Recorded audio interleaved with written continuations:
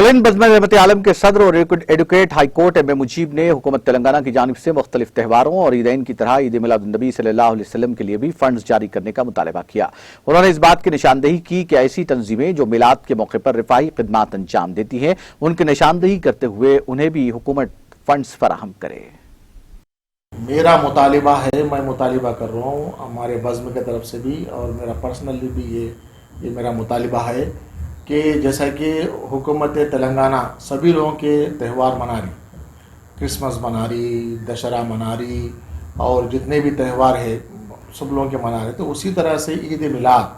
क्योंकि एक बहुत बड़ा तबका मुसलमान इसमें ईद मिलाद को बहुत ही जोश और खरोश के साथ अक़ीदत के साथ मनाते हैं। तो ऐसे कोई ऑर्गेनाइजेशंस को गवर्नमेंट आइडेंटिफाई करे जो इस तरह के तकरीब, जैसे कि ब्लड डोनेशन कैंप होता है उसके लिए कुछ इमदाद दे दीजिए,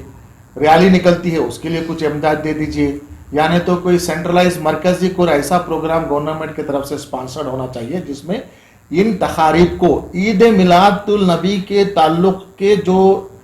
तकारीब है उसको भी ऑफिशियली करे तो अच्छा रहेगा। नाज़रीन, हमारे टीटीवी न्यूज़ को सब्सक्राइब करिए, बेल आइकॉन को प्रेस करिए, शेयर करिए और लाइक करना ना भूलें। और किसी एडवर्टाइजमेंट से मुताल्लिक़ जानकारी के लिए हमारे इस नंबर पर कांटेक्ट कीजिए। हमारा नंबर है 9550102020।